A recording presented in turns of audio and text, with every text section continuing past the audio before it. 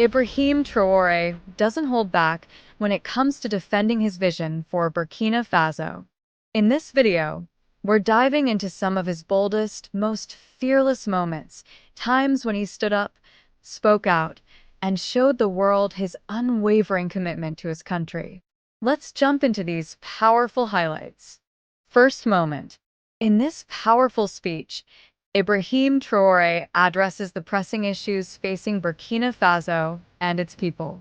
He emphasizes the devastating consequences of sanctions imposed by foreign powers, pointing out that these sanctions lead to unnecessary suffering and death, particularly in healthcare and basic needs. Traore reflects on the state of his country, highlighting the disintegration of military and educational systems due to external interference. He recounts the nation's efforts to reclaim sovereignty, especially after rejecting the presence of foreign military forces, asserting that Burkina Faso must fight its battles independently.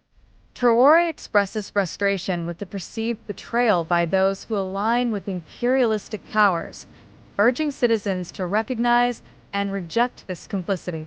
He notes the challenges faced when foreign entities closed ports and disrupted essential services, stressing the need for unity and self-reliance among African nations.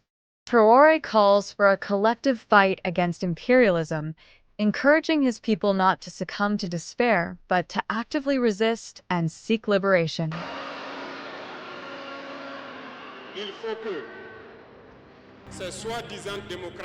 It is important that these so-called Democrats understand this. When thousands of Nigerians die in hospital beds due to lack of electricity or lack of medication, it is a crime. They are responsible for these sanctions. They are responsible for these deaths. The same thing happens in Mali. With Burkina, we have indirect sanctions, because people have to understand. When they take their orders from the other side, they come and do everything to apply it. It is shameful. Some have decided not to provide electricity to our countries. It is not free. We pay, and it contributes to their economy.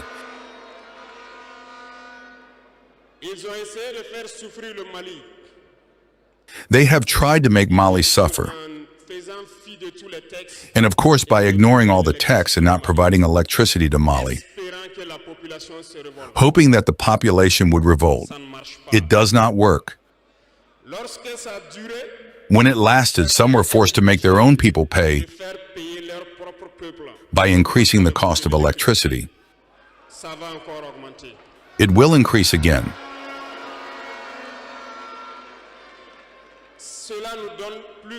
This gives us several lessons.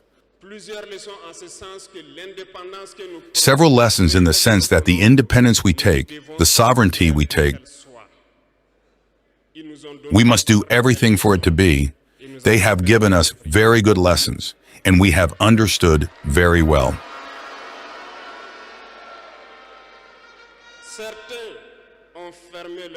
Some have closed their ports, which goes against all international texts, because we cannot close our ports in a landless country. They did it. They violated the text. The international community did not say a word. No one spoke in the Saudi Arabia. But in their ports, we do not transfer our goods for free. We pay.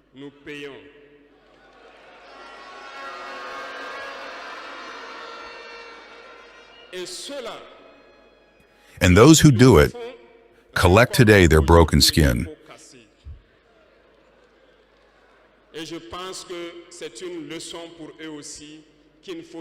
And I think it is a lesson for them too, that we should not always apply the instructions of their masters. They must understand it forever.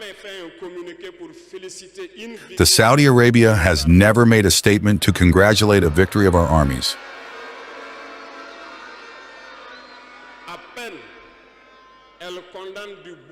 rarely, they condemn from the tip of their lips. And very rarely when there are massacres, or when it happens outside the people. In short, we cannot cite all the harm that has been done to our people. But we have decided with all our heart and conscience to withdraw and to focus on our common organization.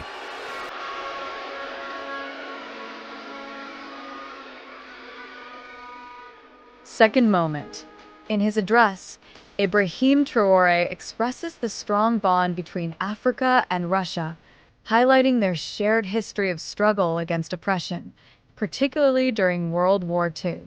He acknowledges the deep-rooted issues facing Africa today, including widespread poverty and the exploitation of its natural resources. Traore questions why, despite Africa's wealth, it remains the poorest continent, leading many young people to seek better lives abroad, often with tragic outcomes. He emphasizes the urgent need for African nations to unite against neocolonialism and imperialism. Referring to the people of Burkina Faso, he highlights their resolve to fight back against terrorism and violence, asserting that self-defense should not be labeled as militia activity by outside forces. Traore calls on African leaders to stop acting as pawns for imperialist agendas and instead focus on empowering their people. He also acknowledges Russia's assistance, particularly regarding grain supplies, while insisting that African leaders must work towards food self-sufficiency for their nations. He concludes by paying tribute to the resilience and dignity of the African people, calling for victory and unity in the struggle for freedom and self-determination. As far as Burkina Faso is concerned, for more than 8 years, we have been confronted with the most barbaric and violent form of neo-colonialism and imperialism. Slavery still has so much to impose on us. Our front-runners have taught us one thing: slavery that is not capable of accepting its own revolt does not deserve to be relied upon by its fate. We don't worry about our fate. We are not asking for someone to rely on our fate. The people of Burkina Faso have decided to fight against hypothyrism capable of reviving its development. In this struggle, valiant peoples, wines and a population have pledged to take up arms in the face of terrorists. The ones we actually call the VDPs, volunteers. We are surprised to see the imperialists calling these VDPs militias and of all kinds. It is one of those wines, because in Europe, when people take up arms to defend their patriots, they are called patriots. Our grandfathers were deported to save Europe. It was not with their consent, against their grey. Well, on the way back, we remember that in Tiaroy, when they tried to bandage their elemental sheet, they were massacred, so it doesn't matter. When we people decide to defend ourselves, we are called militias. But that's not the problem. What is the problem is to see African heads of state who bring nothing to these peoples who are fighting, but who sing the same thing as the imperialists. To our militia dealers, to our traders, therefore, to men who do not respect human rights, hence the human right. We are effusive against this and these shameful people. We, the African heads of state, must stop behaving like puppets who dance every time the imperialists pull the strings. Yesterday, President Vladimir Putin announced that the grain would be sent to Africa. And we are very happy, and we thank each other for that. But it is also a message to our African heads of state, because at the next forum, we must not come here without having ensured that our peoples will be able to achieve food self-sufficiency for those who do not know war. Let us know in the comment section what you think of the video. That wraps up the video for today, guys. We hope you enjoyed it. Make sure to subscribe to Insight TV, leave a thumbs up, and of course share the video. Until the next time, see you in the next video.